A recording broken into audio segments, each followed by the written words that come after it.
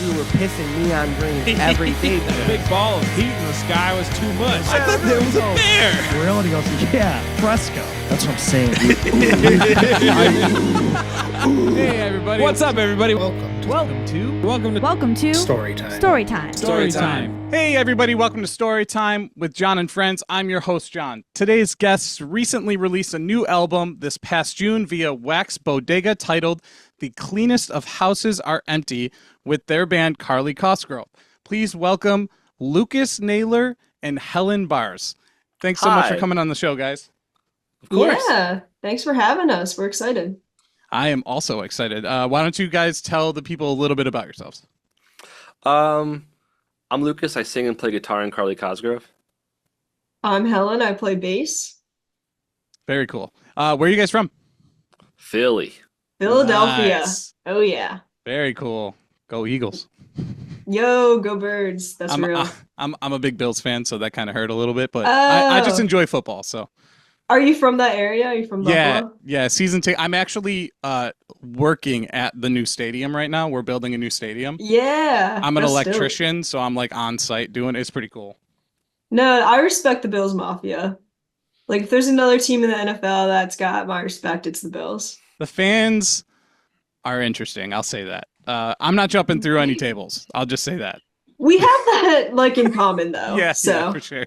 Yeah. Listen, I'd rather it be interesting than not. I feel like the worst thing for a sporting franchise is just like apathy. Agreed. Yeah. True. Yeah, like boring. I'd rather fans. a sports team get a reputation for having like raucous, like belligerent fans than just like nobody cares. Or 4 Super Bowls in a row and losing, because the Bills did that in the 90s, and that still breaks my heart.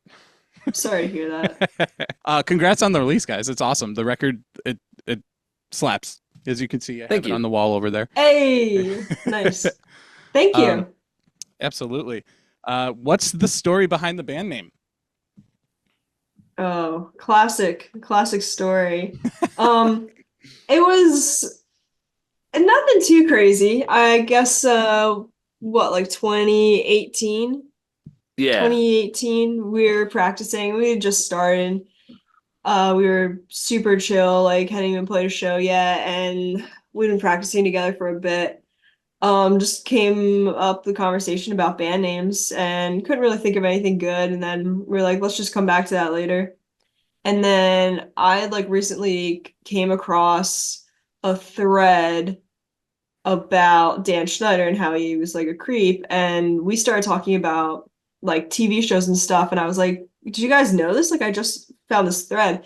And this was like 2018. So this was like back when it was all conspiracy theory stuff. Yeah, before the new documentary that came out. Yeah, like this was like some kind of like Reddit thread that like doesn't seem super reliable. I was like, yeah, they're saying there's all these like weird connections between like this creepy thing and that and all this stuff.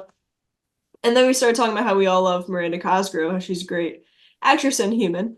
And we were just like, what if we named the band after her, since we all seem to think she's cool? And we came up with Carly Cosgrove and just flowed, and we were like, let's just, go with this and see what happens.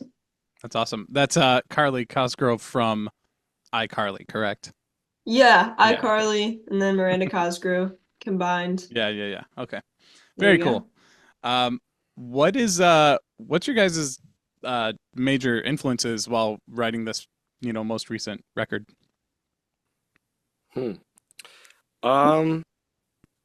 A lot of stuff. This is true. I know you have answers though. No, I listened to a lot of like my favorite band's second records. Who's your favorite bands? Manchester Orchestra and Weatherbox are my favorite bands. So the record that was there before that was Weatherbox, the EP. What is it? Secret Muslim. Oh, Follow the Rattle of the Afghan. Yeah, Follow the yeah. That was the record up there before I took it down to put yours up. So Jade and Jade from Oso Oso and I, like one night when we were on tour together, just gushed over that record for like an hour. It's incredible for sure. But I mean, I think because there were a lot of, again, a lot of what I listened to pre like getting into quote unquote emo was on that heavier side. Not quite into the realm of like title fight or balance, but like kind of on that heavier side of stuff where like a lot of it is about just like letting the chord breathe. And Manchester did that really well on their second record. Weatherbox did that more on their second record, Cosmic Drama. Yep. And so a lot of that kind of seeped in, you know, and also like this desire to like have, you know, I don't know, songs that were a little more concise, a little more to the point, I think, than on our last record. So those kind of two things, in addition to just like, I don't know, like at the time I was like trying to, I don't know, just like parse through a lot of just like, you know, and you know, every record is kind of like a almost a diary entry when it, like lyrically, at least for me, because I write a lot of lyrics that we have for the project. So it was just like, I don't know, it was finding a sound that would accommodate that effectively. And I think, you know, that kind of, that version of heavy is something I've always loved. And it's just like, how would we do it was kind of the question that we asked ourselves. And it kind of came out like that naturally. I'm sorry. That's awesome. No, you're not great. really great with words. No, you're good. When I'm not writing them. Your records would beg to differ. That's a good point. I would beg to differ too. Thank you. Yeah, no, and now that you say that, I can kind of see and hear that thinking back on the record a little bit in there, you know, the influences there. So very cool. What is the writing process like for you guys? Are you writing a full song? Or are you coming up with a riff and then you guys all kind of build off of that together at practices, or? It is pretty collaborative. Normally, like somebody comes in with something and we kind of go from there. I feel like a lot of this record started with Lucas having like a poem or like a verse kind of thing. And he would kind of come up with like an underlying chord structure, and then we would kind of build the layers from there. But there was a lot of like piecing together, like there was like a part of What Are You, a Cop that was like a riff we were jamming on that we kind of like were like, made into the chorus, and same with like Random Dancing, like stuff like that. But I definitely feel like it was more lyrically influenced than previous works. Okay. Very cool. Would you say that's fair, Lucas? Yeah, I think, again, we're a band that, like, I don't know, we write a lot of songs differently. Like, there's no kind of like cookie cutter way. We have things that's like, I don't know, again, sometimes like, you know, one of us will bring a song in and it's pretty much fully completed. Sometimes it takes us like months to figure out what the hell we're doing. It just kind of depends on the song, you know? Like, I think What Are You, a Cop might be the most like collaborative like thing we've done to date. I would agree, especially because I feel like that was a lot of me. But the verses on that song, you and I went back and forth on for like a month.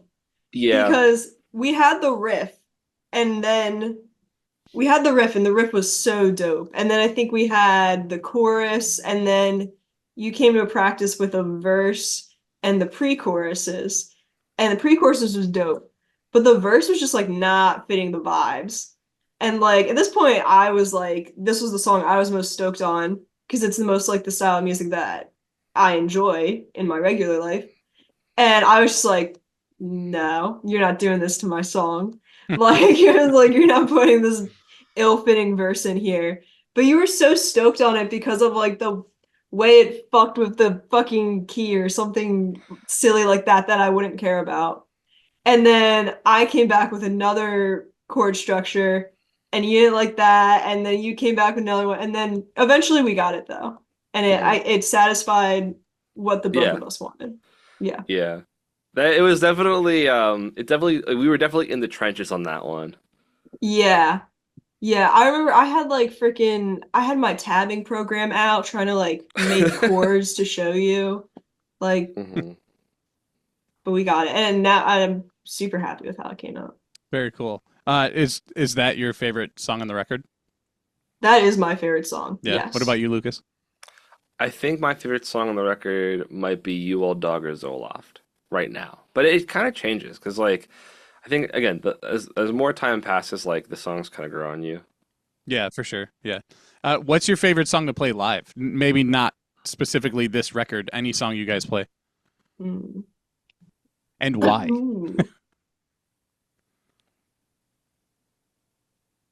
That's a hard question. I feel like, cause some of like right now, like "What Are You, a Cop" is not my favorite to play live, even though I love the song because That it is song is so hard to play live. Yeah. So I'm like not even thinking about the fact that I'm performing as well.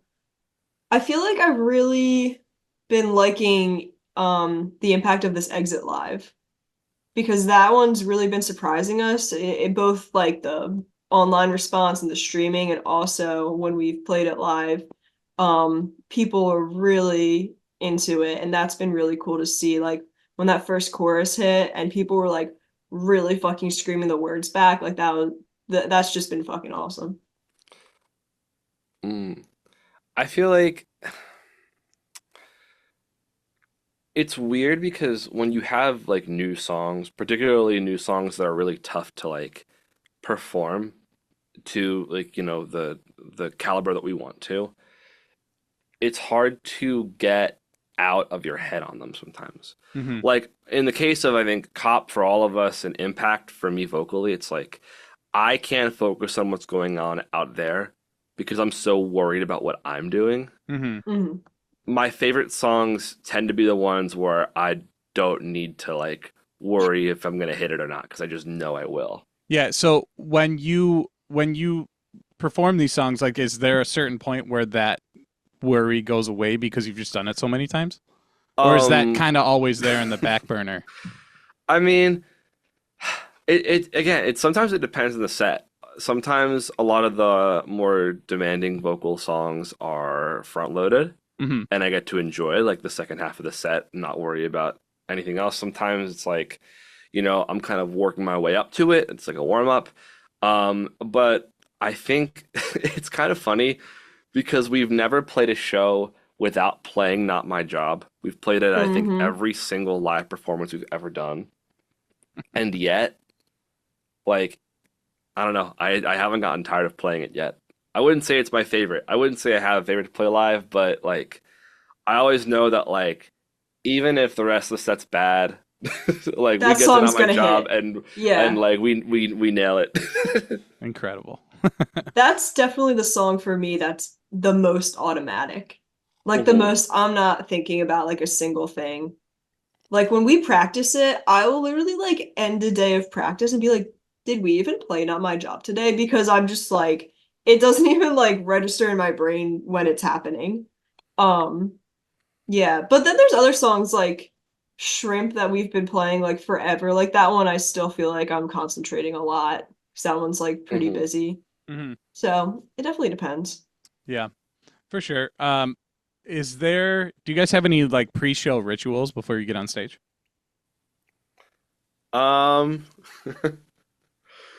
We say some dumb things before we go on stage every time, and that's kind of Not- started around. No, Not during the me. one. Okay, not you. We early on in the band we had a tempo problem. Like not to put the onus on Tyler specifically, but just kind of like all three of us, we'd get pumped and be like, okay, we're gonna rush these songs. So we started saying "Remember No Russian" before we'd go out to not rush the songs, but also the pun of that one Call of Duty mission. Yeah. Okay. Even though Helen and I did not grow up with a game system in my home.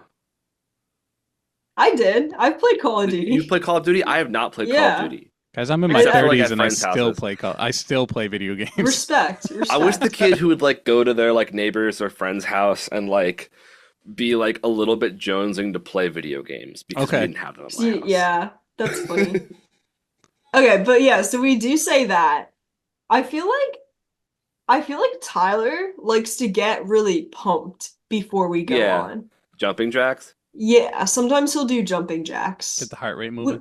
we normally like to like convene beforehand and just like meet up Hmm. and stuff. I feel like I normally like to be like super chill. Like I gotta be like I gotta be super nonchalant Yeah. before I go on for You whatever guys, reason. you guys have been touring like so much. I feel like Yeah. every time I look online, you guys are on a new tour that's either happening or coming up soon. Good. It's awesome to see. I'm glad to see you guys are on the grind so hard. Thank you. What do you guys have some stories from any of these tours you've done? We so have stories. Let's hear them. I'm trying to think of stories we haven't told before. Oh, Okay. oh, Go. when we were on the Wonder Years tour, we had a crack drive from Berkeley to Seattle. It was like a 15-hour driving day. Wow. On an off Oh day. shit. We had an off day. We had an Thank off day. God. We didn't have to go right to the venue, which was nice. Mhm. And I remember we got like into Oregon and it just started getting dark out and we were all kind of just like drained and dead, and then like it was kind of like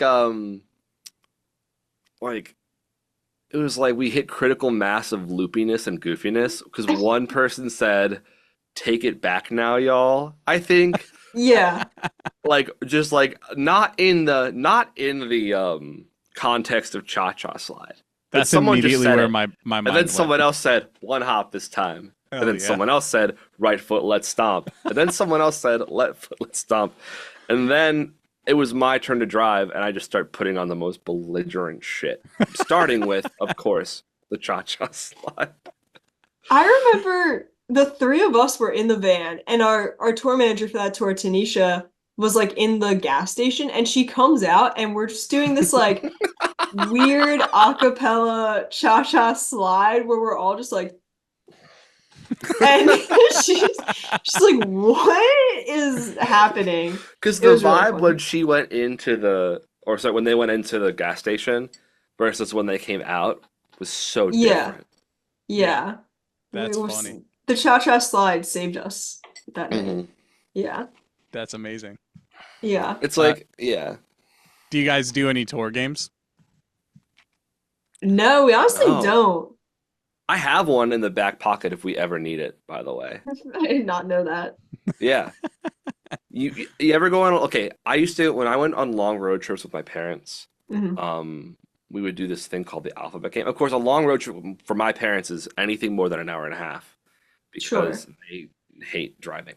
Mm. But we would play a game called the alphabet game where we'd split into two teams. It'd usually be like mom and me versus my dad and my sister. Okay. And you would have to look at billboards or stationary vehicles and like road signs Mhm. and like get words that start with a certain letter, and you have to go in alphabetical order.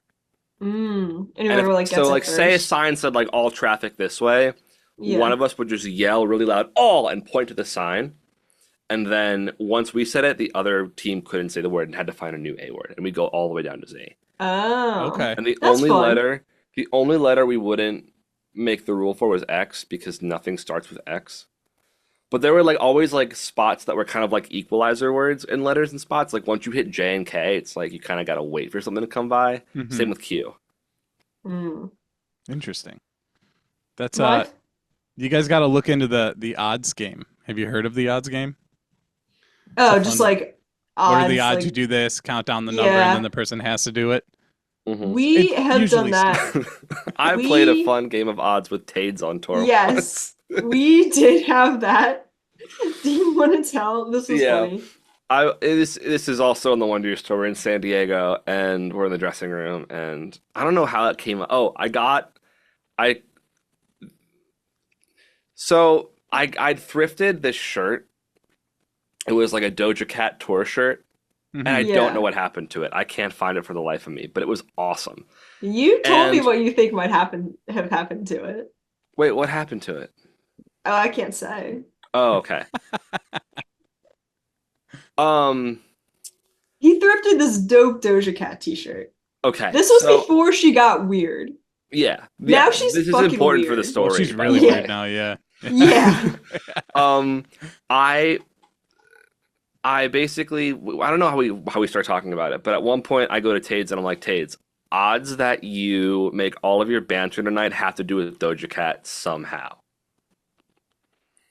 And we both said the same number. Hell yeah. Or no, wait. He lost. Whatever it was, yeah. And sure enough, he goes out to this unsuspecting crowd at San Diego's Observatory North Park, and all of his banter has to do with Doja Cat. Yeah. He slips it in. It's really, and then like it got really clunky. On that tour, there was a bit where he'd go out and play "He Wasn't There" just by himself. Mm-hmm. And he'd go out the acoustic guitar. He'd say, I think for that show, he just like gave up. At one point, he was just like, "This is a sad song. It's called He Wasn't There." He strums a chord, and then he just says, really close to the mic, "Doja Cat," and then starts the song.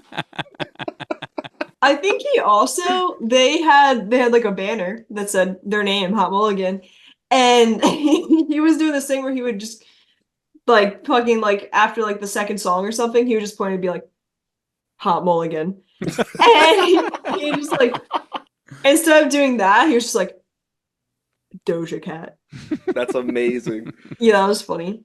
I remember I looked on Twitter and people were like, "Yo, why did Hot Mulligan talk about Doja Cat so much last night?" Like people were like, "What was up with that?" And that's what. Funny. Yeah. That's why. That is funny. You got another story for me? Okay, I have one. Okay, there could be so many stories with this. We, for some reason, have played Montreal twice this year, which is like so random. Much love to Montreal, but normally American bands just don't do well in that city. But now they kind of fuck with us, which is dope. But so we're in Montreal for the first time on the Arm's Length tour. I'm the only one on our touring party that's ever been to Montreal. Lucas has never been anywhere that English is not the primary language. Tyler had no idea just how French it was. Like, it's like they speak French. Like, it's like you're in France. Like, they will speak English, but like they greet you in French. All the signs, the text, anywhere is in French. So we need food after the show. Only thing open is McDonald's. Go into the drive-thru. Signs in French. Tyler's like, I have no fucking clue what to do here. Like, he's freaking out. Lucas is like, "Yo, get the McPoutine." For reference, I'd gotten poutine earlier at this McDonald's with Dave from Golfer. Okay. And shout out Dave. He's been on the show. Yeah, Dave's, it was really good. Awesome. And I was like kind of ranting everywhere. I was like, "Yo, the poutine here is so good." And I said as a bit, they got the McPoutine. But you told Tyler, ask for the McPoutine. It's good. No, I didn't say ask for. I said I swear to God. I said get the McPoutine. He heard ask for the McPoutine. You tell him to get the McPoutine, no matter what. He's like, can I get the McPoutine? The person's like, "Cat?" And he's like, the McPoutine. The person's like, French noises. Sacre bleu. Like, it's not fucking called the McPoutine. It's just called poutine. And he's this fucking, we sound like dumbass Americans being like, "Oh, the McPoutine," and that's just not an item. It's literally just called poutine. I once witnessed a man walk into a Checkers, ask for the McChicken, say never mind, and then leave. That's awesome. Yo, Checkers, bad. One of my least favorite chains. Okay, Checkers is the good kind of bad. We're going to talk about this. What is your favorite chain to eat on tour? Checkers. I've never been to a Checkers with this man. Dude, let me tell you one of the only times I've gotten Checkers. The one on North Broad when you're like almost at Temple. No, that's dangerous. The Checkers I go to. Dangerous. You go there regularly? I used to walk down there late. I used to walk to that Checkers late at night when I went to Temple. Yeah. That's where the McChicken thing happened. I was with my friend Cameron. Shout out Cameron. And we walked in. We were waiting for our order. Another guy walks in. He goes, "Yeah, can I get the McChicken?" Wait, never mind. And then leaves. That shit is like a guaranteed tummy ache. It's dangerous. I'm telling you. At the time, it's not real food. I feel like at the time, my body was just like, you hate me, so just put whatever in. I don't care. Yeah? Yeah. I feel like that's tour, though. Oh, no, tour because itself. you will feel it's so much worse on tour, I feel like. Versus yeah, for sure. When you're in college, you've still got that indestructible vibe. I feel like tour, it's so easy to feel god awful. Yeah. That's funny. We have a unfortunate propensity of getting really sick like 2 or 3 weeks in a tour. Yeah. Back to start taking vitamins. We do. I do. I have a whole freaking thing, dog. It doesn't fucking work. Okay, our favorite places to stop on tour though. Number 1, we are big fans of finding local food. Okay. So, like, if we're in the South, we're going to find a local barbecue place. We're getting tacos in LA. Like, we've gotten fucking clam chowder in Seattle. Like, that's our vibe. Did you get wings in Buffalo? We have gotten we've gotten wings in Buffalo. Hell yeah. Yeah. Have you ever heard of Gordy's 2? In Buffalo? Yes. Yeah. No. Best bar in the city. We would know. Gordy's 2. Yep. Where the hell is that? Shout out Gordy. It's like in suburban Buffalo, I think. But the name alone raises so many questions. What happened to the first one? It's a dive for sure.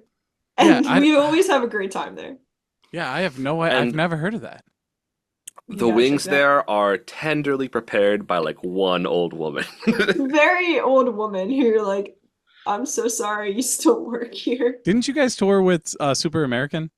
No, they were not. Weren't they on a tour with you guys? I thought they were on something. No, we've played a show with them. We've played a lot of shows with people who have played shows with them. Okay, yeah, I was gonna say if you guys were on tour with them and they let you get that for wings, there's so that many was a good wacky places. Show.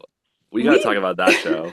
The only time we've played Buffalo, we're always playing this one place called Rec Room. I'm sure you know it. Yep. And there's this place down like a block away that's called like Bada Bings. Yeah. Bada Bings.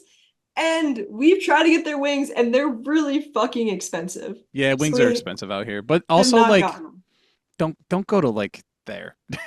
Go to like there's a lot of places out here that do good wings. Bada Bing is definitely not one of them. It's like that street is like it's like the nightlife club. Gotcha. Era, that makes sense. Area. So yeah. We've every time we've been there, we've gone to this like food court that's got really good food. Like I've gotten Vietnamese there. I've gotten like Ethiopian food there. Mm-hmm.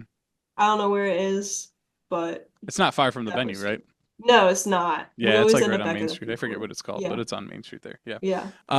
So what is the best meal you've had in what city? Ooh. There was a really good sandwich we had in Seattle on the Wonder Years tour, and I don't remember it.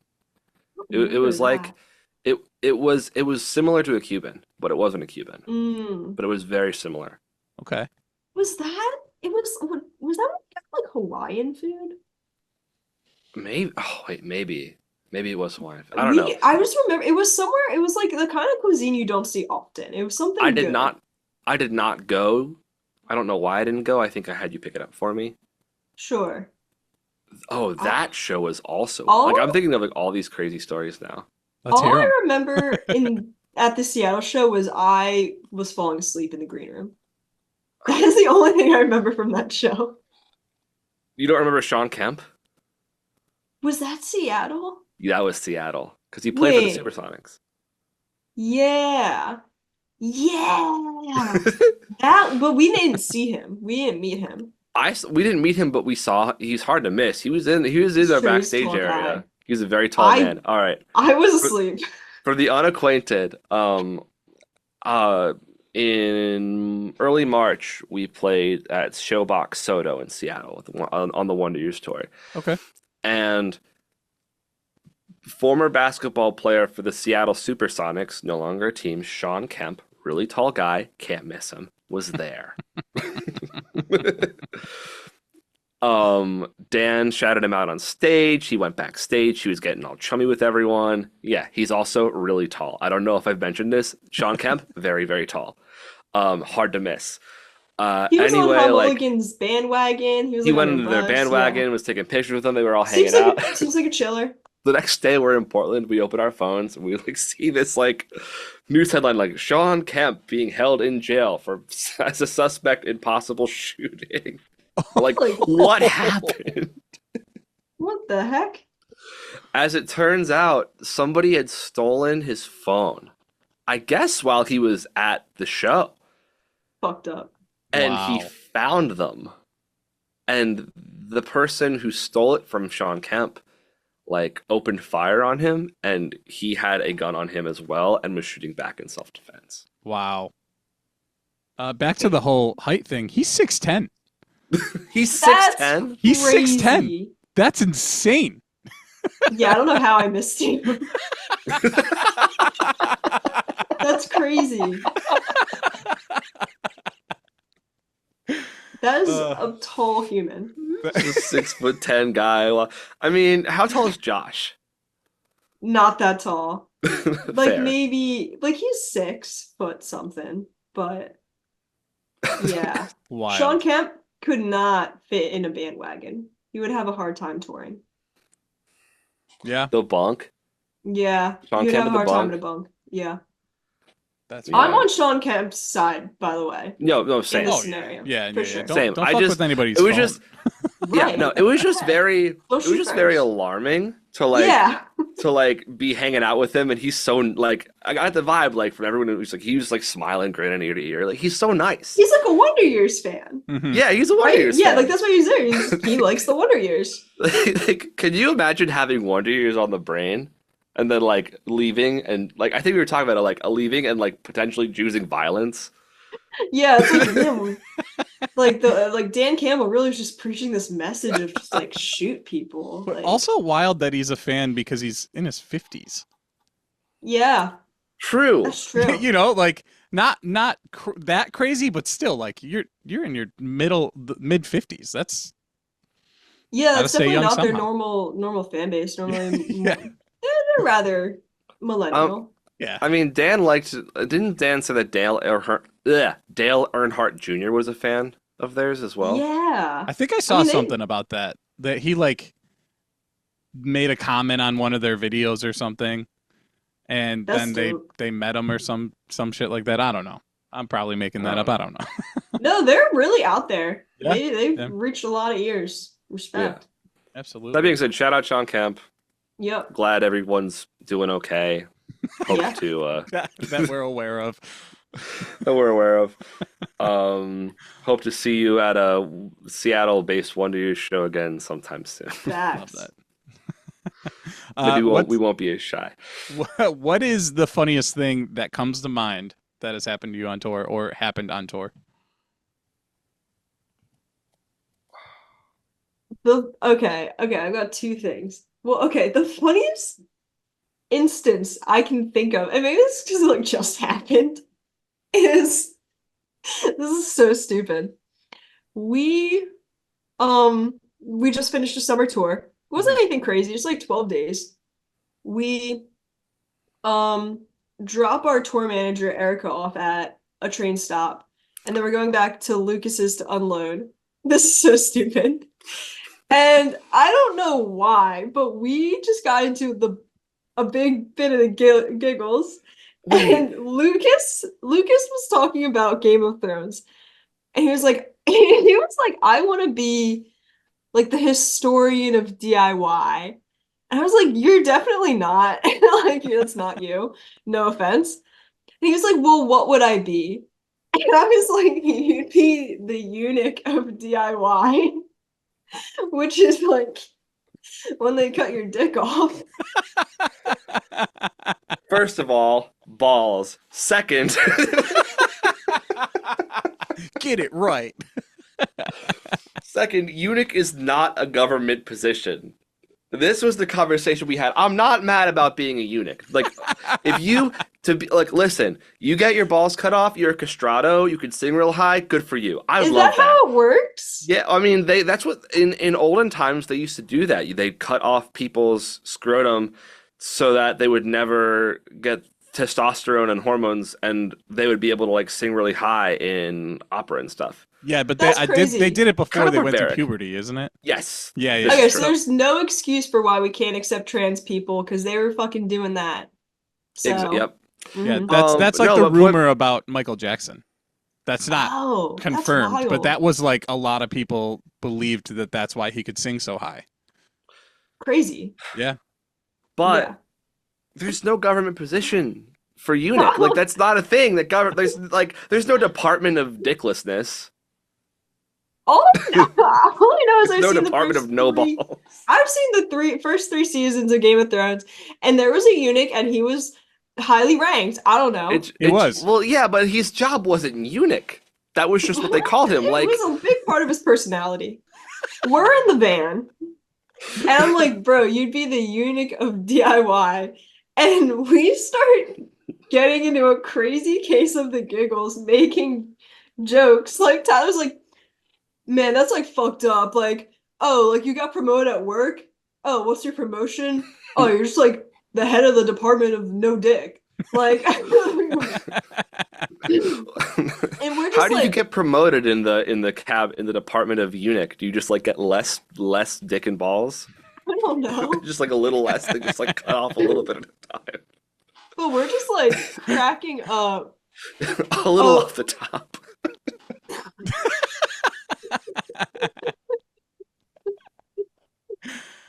This is fun. Oh. Yes. So that was like a top tier, like it was like middle school, like crying, laughing at the lunch table vibes. Like it was so good. And I don't know what came over us, but it was like 15 minutes straight of just like fucking losing it. Because we were talking about having no dick. That's was great. incredible. Yeah. Do you guys have any near-death experiences? Mm. I feel like we should have at this point. No, we're so safe. We are We are like, very safe. we're so safe. We That's the way to do have it. so many locking mechanisms on our touring rig. It's crazy. We Mhm. have, first of all, our van has blinds, so you can't see inside. Mm-hmm. We have a wheel lock, so you can't turn the wheel. We have a like crazy like $300 lock on the trailer that Lucas invested in that is apparently unpickable. And then we have a pin lock for the trailer hitch, and we put a bike lock also connecting the trailer to the hitch. And also we have a lock on the hitch so you can't take the hitch off. That's crazy. Nobody will is say- stealing our shit. Well, for real. When we first got, I think, but as far as danger goes, when we first started touring, I think like when it was like Yumi, Tai, and Santo, we were Mhm. all a little unfamiliar with how the van drove and like how big it Maybe. was.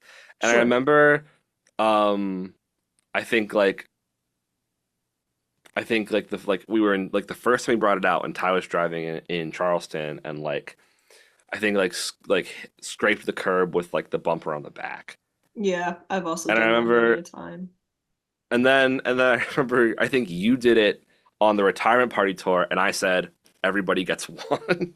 Yeah, I might have gotten a few. I think we've all had more than our fair share of like little like oopsies in the van, which Yeah, but nothing catastrophic, nothing scary. We're very safe. We are very like a like you will not be texting or doing anything on your phone while you're driving. Right, You're only yeah. looking at the map or changing the song on Spotify. Like that's Smart. it. Very Yeah, smart. we're very good. What are you guys listening to in the van? Anything. Anything. We're Ty listens sporadic. to a lot of Doja Cat? albums. No, Not anymore. not Ty anymore. listens Rest to a lot in of albums peace. straightforward. I have like 1,000-song playlist that I'm still adding to, and I want to get so big that I don't hear songs and think to myself, "Oh, I just listened to that." Like I want to have like the largest playlist, so I'll hear a song and be like, "Oh, I haven't heard that in a while," but I need to get there. Well, you are unaware that Spotify Shuffle is not genuine. This is It is true. not genuine shuffle. It is still algorithmic. How do you get It's- genuine shuffle? You can't. What? Here's You're what saying- I do. Wait, you're saying that Spotify, if you make your own playlist and you do shuffle, it's still algorithmic? Yes. Really? It is still not randomized, like completely randomized. It That's still crazy. will like give you like the songs it thinks you want to hear first. Fucking Yep. Spotify, man. Crazy. Yeah. What I do is if I want to like actually get something like shuffled, because like for me, like I want to listen to a playlist and then like I'll listen to a playlist when I'm driving and then I'll not drive and I'll like listen to something else, but then we'll go back to that playlist, but I don't want to listen to the same songs I already listened to. So I will put the playlist in alphabetical order by song, and then I will listen to it straight through. And then say I only get up to like J, then I would be like, oh, just pick back up. And then I'll be like, I've confirmed, listen to every single song the same amount of times. That's really smart. That is Thank smart. you. It's a gift. I will say, I think it's funny that the age of our collective music listening goes up considerably when we're driving. Have you What noticed does that this? We mean? all listen to older music when we drive. I've been listening to older music in general recently, so that's probably knocking it up. I mean, In the there's something recent about years. there's something about driving for long stretches of time where it's like you want to hear things that you wouldn't want to hear like in your regular life. Like Yeah. would I listen to Going Up the Country by Canned Heat in my like normal day? No. But when I'm driving, put that shit on repeat. Hell yeah. Same with We're like The def- Wait by the band. Oh, that that song- sounds great. That's a that sounds that's great. a classic. Yeah, that's a fucking absolute banger for sure. I'm gonna put some Bruce Springsteen on my playlist. I want 10th You Avenue should. That's Freeze good Out. driving music. Yeah. Yeah. That's great. Yeah. 10th Avenue Freeze Out. Have you guys toured overseas or anything? Yeah. No, we haven't. Do you guys Fucked have up. Not plans to? yet.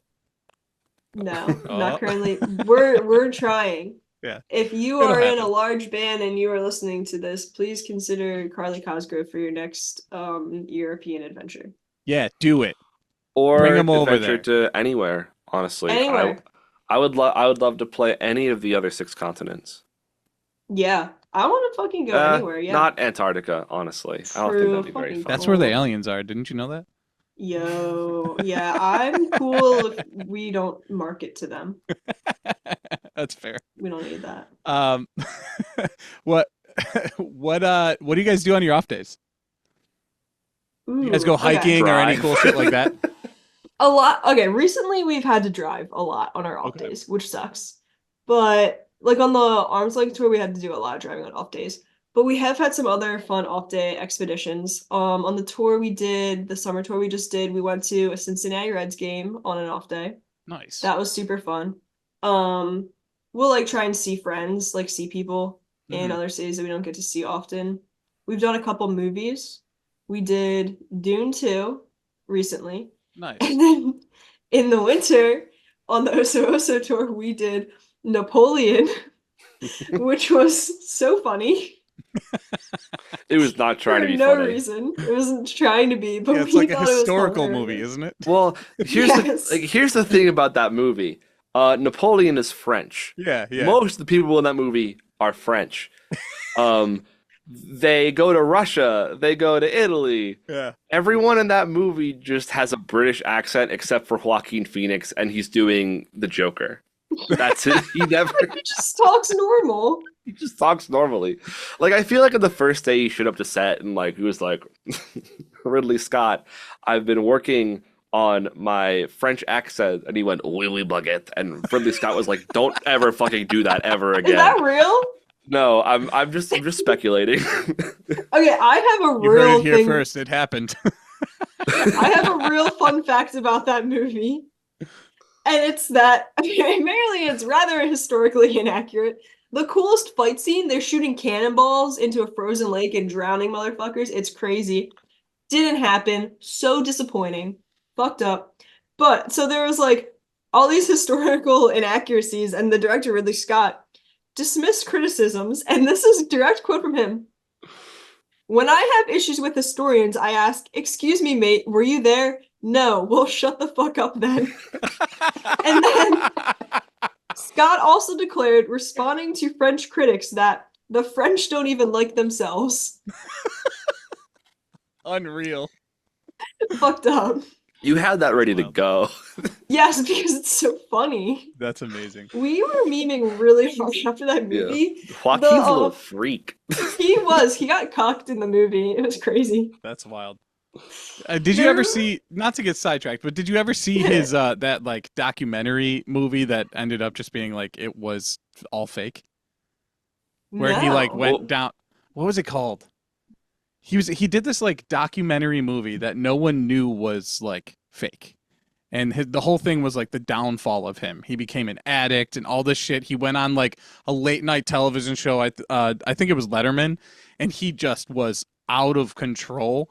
And then someone found out he was faking it, and it like leaked, and it ruined everything for the movie. But that guy's insane. Yeah, I got the vibes. I mean, hey, if you're gonna be the Joker, gotta be a little crazy. True. Mhm. Gotta be a little crazy. Mhm. Yeah. True. I think that it's funny that Joaquin Phoenix and Daniel Day-Lewis are the same guy. Not Are they? actually, but just like you could put either one of them into any movie and it kind of be the same movie.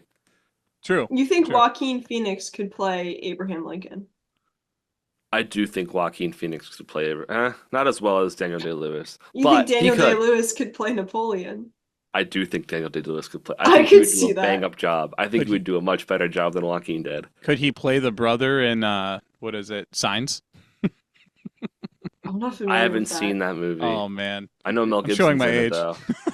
No, That's M. okay, Night. it's okay. We're not. Lucas Okay. knows a lot of old Philadelphia movies for some legend reason. M. Night Shyamalan. I had X. a guy a long time ago. First of all, my first instrument is actually piano. We had a piano tuner come to my house. and he was like, Samesies? yeah. Ooh. He was like, yeah, I tuned M. Night Shyamalan's piano, and I had to ask. I was like, what do his friends call him? Do they call him M? Do they call him Night? Shamalama ding dong. Is there another secret third thing? Well, what was He it? goes by Night to his friends. Could you That's imagine just kinda like your hard. name is Night? That's tough. Yeah. Like, yo, what I'll- up, Night? How you I'll doing? with Night out. it. Night out. Yeah. Yo. No, that's hard. Yeah. So, he hears his name in like every song, like tonight's gonna be good. It's like they Yeah, won't stop he's like, writing "Oh, it's about me. me. Whoa. It's gotta give you a complex. For real. Not the movies or anything, but definitely the name. That's wild. I'd like to meet him. I just love that all of his movies are set in Philadelphia, and so the entire time, like you watch them, you see something, and you do the DiCaprio meme of like, I know where that is. Are they really? That's funny. Yeah, all of it. Does anyone care about spoilers No. I don't. in the movie Okay, if- Split? In the real movie quick, Split, anybody listening, if you care about spoilers, the movie's been out for years. Shut the fuck up and Yeah. listen. Facts. In the movie Split, it turns out that James McAvoy was holding that lady in the Philadelphia Zoo, and she runs out onto What? that. Yeah, and she runs out into that like that street that goes to, it's like the street off of Jordan Avenue, and I can't remember what its name is, but like I biked that like a lot now. The one Or- that you turn left at to get to your plate. Yeah, like, to get yeah, Yes. Yeah. I know exactly that street. That's really right funny. by the zoo. It's got lights. Yeah, it's got a nice Yeah. bike trail. It's a nice street. Yeah. It is a nice does street. have a nice bike trail, but that intersection, like, it Sucks to wouldn't drive. yeah, it wouldn't surprise me if people die there, for sure. But also, like, there were no Christ. cars on the road in the movie, and I'm like, fuck you, you definitely blocked off traffic to get that. Yeah, shot. they There's definitely, no like, fucking fucked way. up some No cars cues. were on that road. For sure. 100%. Yeah. Yeah. That's funny. Um, Night. all right. We got a little sidetracked there. I love it. No, that's good. Okay. How do you balance your artistic vision while keeping in mind the monetary necessities of being on the road?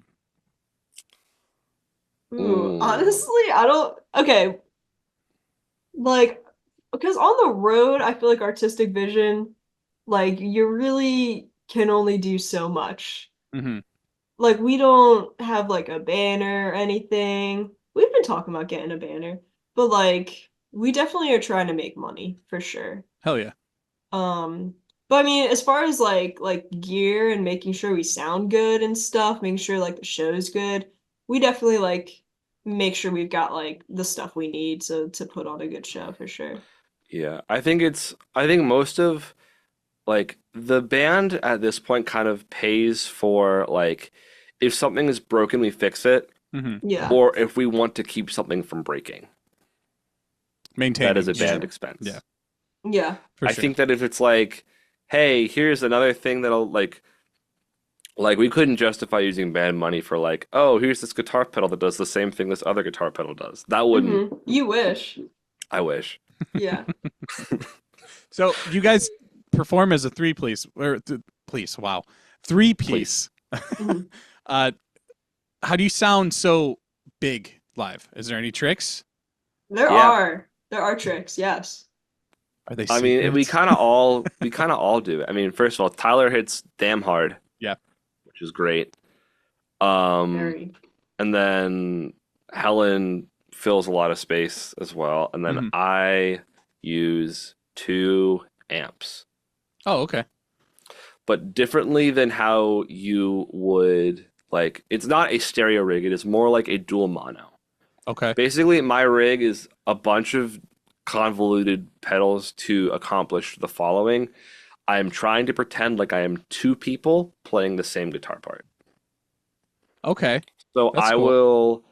I have the TC Mimic doubler to split the signal, which is like an algorithm that like does like random oscillations to like delay and pitch and stuff so that it sounds like you are double tracking your guitar.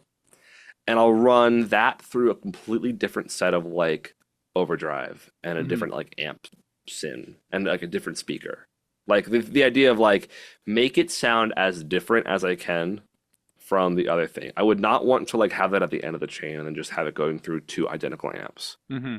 The idea is like kind of Fender-y style on the one side and like kind of Voxy style on the other.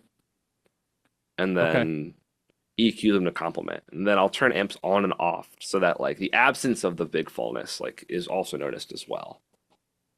It's also the parts you're writing too, you know, like a lot of, you know, I'm trying to play as many like, you know, at the very least, instead of playing a single note line, if I can help it, I'm going to play octaves.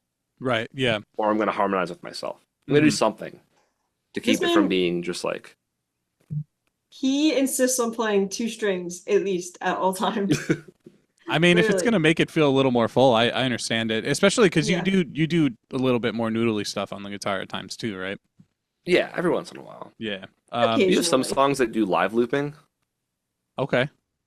where we're not to like a clicker or anything. It's not like quantized. It's just like we're very without a net. Like I think the songs we do it on right now are Monk, Here's a Fork, and then the 2 times we've ever played See You in Chemistry live. Okay. There's like live looping sections.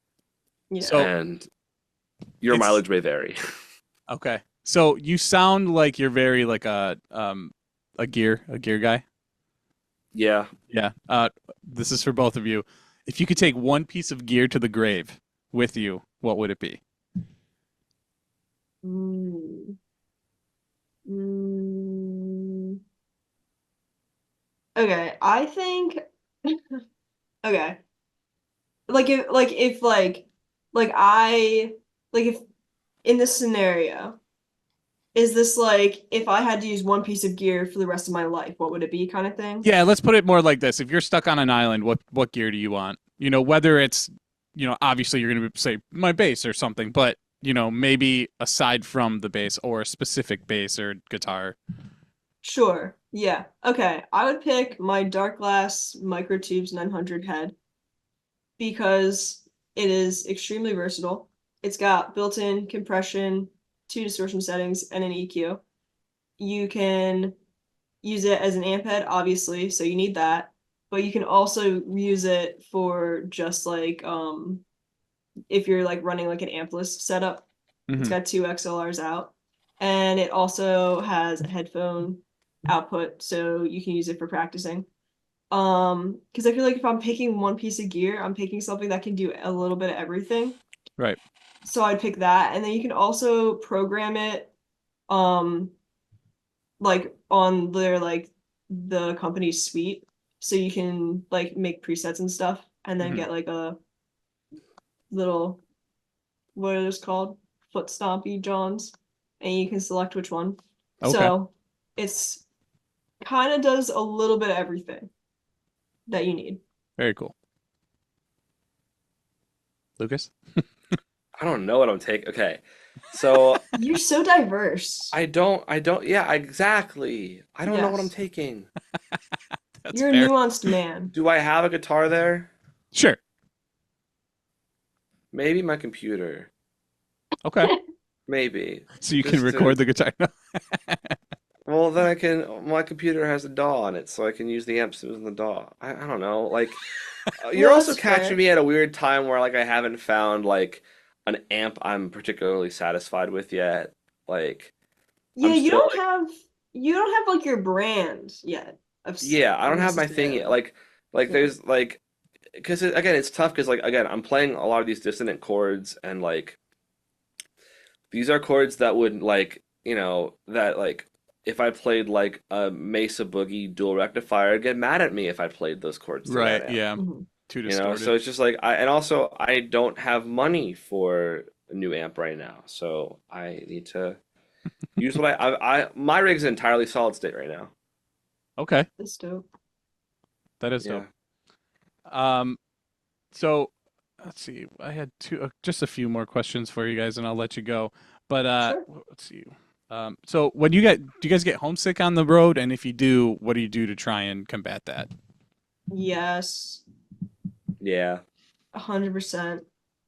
I feel like, okay, homesick, I feel like it's more of like, I miss stopping.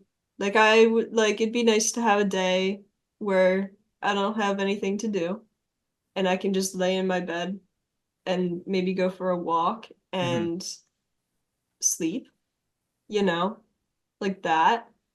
And then it's just like, to combat that, you just have to like take care of yourself and make sure you're like trying to get as much rest as you can on the road when needed and like just like trying to eat healthy and stuff. And then also, I miss my girlfriend a lot on the road. So then I will call her. Nice. But other than that, there's not much you can do for that. Yeah. Yeah. Yeah. It's I miss my partner too. Yeah. It's hard. But I don't know, like you're moving the whole time. Sometimes it gets hard to take your head out of whatever you're doing. Right. So it kind of leads this into this next question then is like, so what's one thing you wish your audiences understood more about touring and tour life? Because not everybody, like most people don't realize the grind and like the bullshit that bands go through and musicians go through to get from city to city and to get to that point.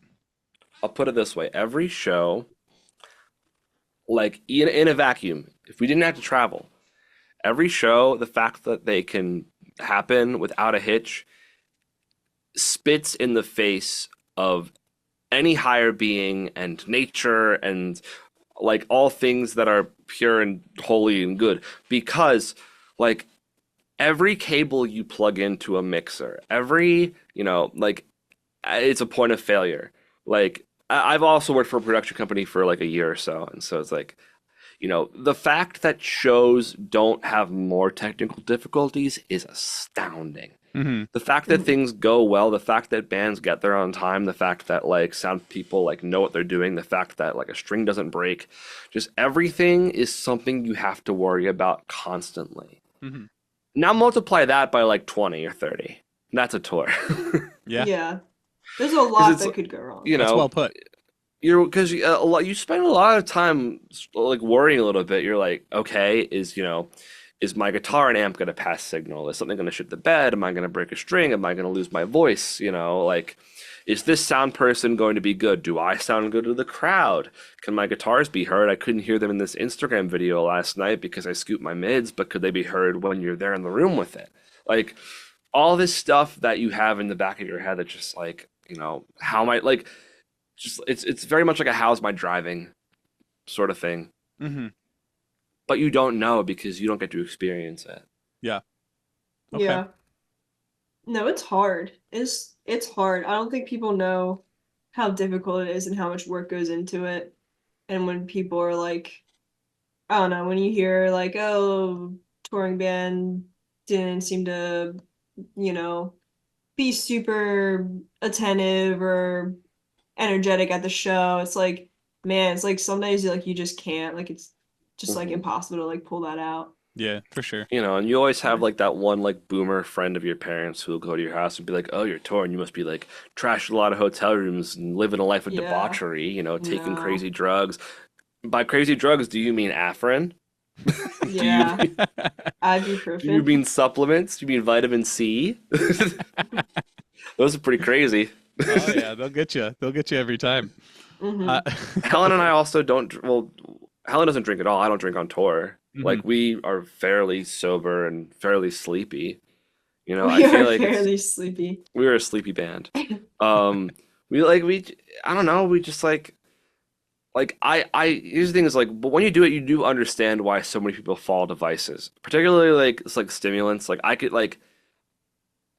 I would never do it, but I can see why, like, you know, there was this you know, this stigma of like, oh, cocaine is such an easy like thing to like get addicted to, and like when you're on the road, because it's like, you know, you're telling me there's a magic powder that I can just like put in my body and stay awake. Right. Yeah.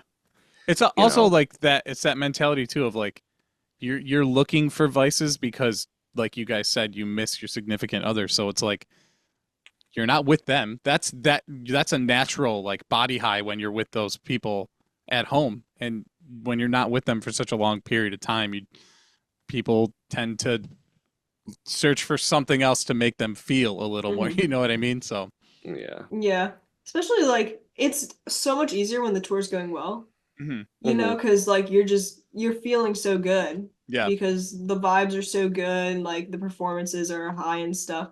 And we're super fortunate. We haven't had many tours that have like gone poorly, or even really any. But you know, there will be every show now and then where it's just like, damn, like you just got to deal with that. That show sucked. Yeah, a lot of fans don't realize the sacrifices that bands put in, the musicians put in to go on tour for 30 days at a time, you know? Absolutely. Like, again, sometimes when you're not on stage or not at the venue, you kind of like live like a person who's like, I don't know, like sick in bed on a school day. Like, I don't feel well. I don't want to go to school today. Yeah.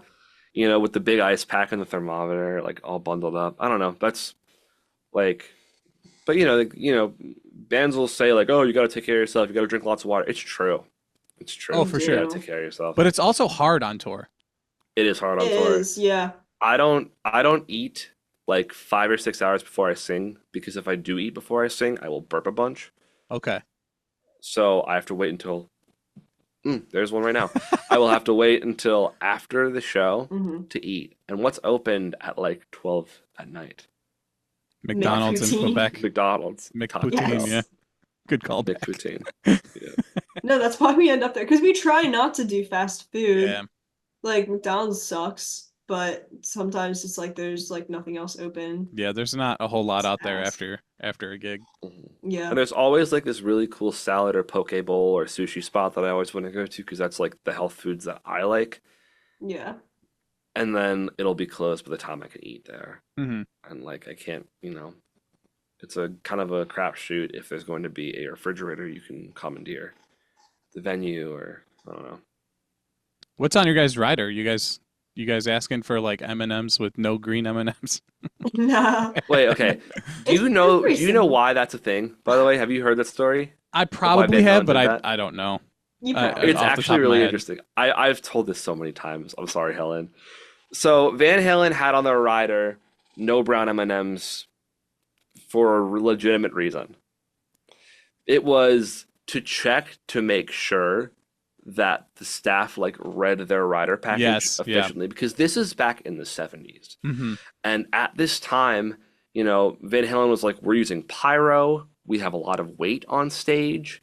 So if the stage can't support us, if something falls and like a pyro goes and like catches something else, like it could spell disaster. So we need to make sure that like we have some sort of failsafe to make sure that when we get to the venue, everything is as it should be, and we know that they read the rider correctly.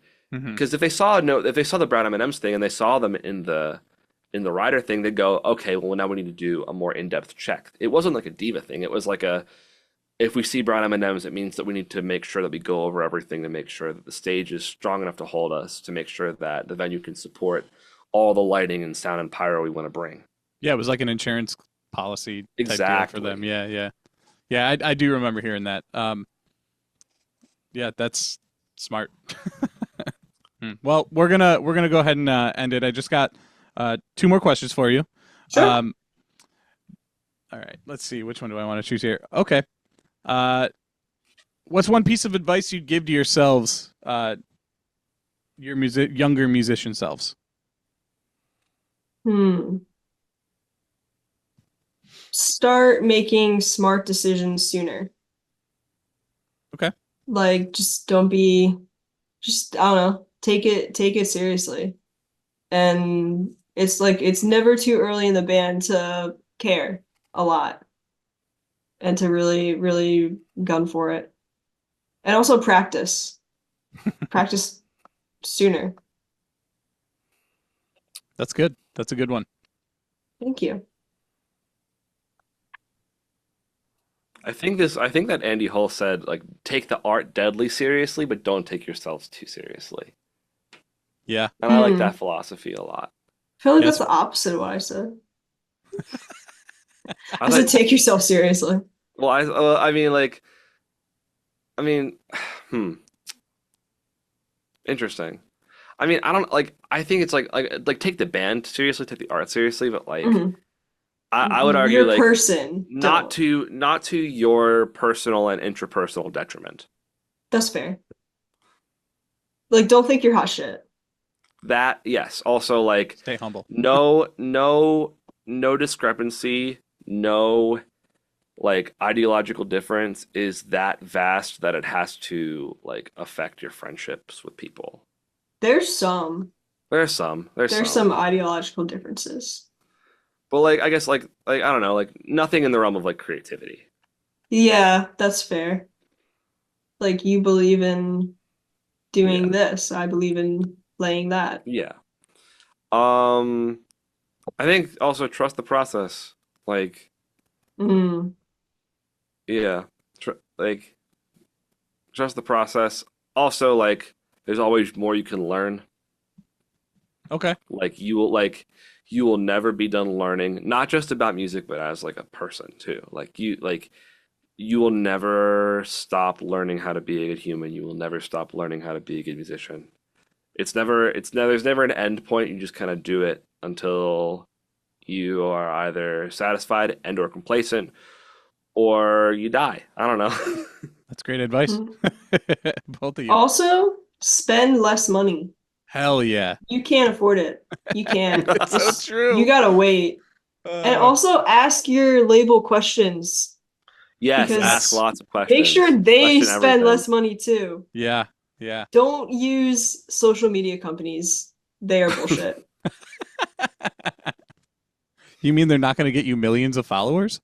No, they're not going to do anything. Also, let's see. Community and camaraderie is always more important than making TikToks. Facts. I don't know. You will not only like have a more meaningful fan base, but you will have a much better time and a much more fun time if you stop worrying about getting big early on and just worry about like being an active participant in your community. Yeah. Great. I fuck with that. Hell yeah. Agreed. All right. Well, we did it. We're here. My last question. Anything you want to promote? What's in your future? Anything like that? Now's the time. Hell yeah. We put out an album in June. It's called The Cleanest of Houses Are Empty. You should check it out. We're going on tour this fall with Real Friends, Can't Swim, and Slow Joy. We're going to so many cities. So you should find the one that's nearest to you and you can go to it. And yeah, we've got vinyl online, we got merch online. All of our ats are at Carly Cosgrove, PA. All of the links in our bio will lead you to all of those fun things that you can check out. Mm-hmm. Perfect. Thank you guys so much for being on. Everybody, thank you for sticking around, listening, watching the episode. Be sure to catch them on tour, pick up the new record, pick up some merch, tell a friend, do whatever you can to help support them. They're a great band. They're great people. And yeah, we'll see you next time.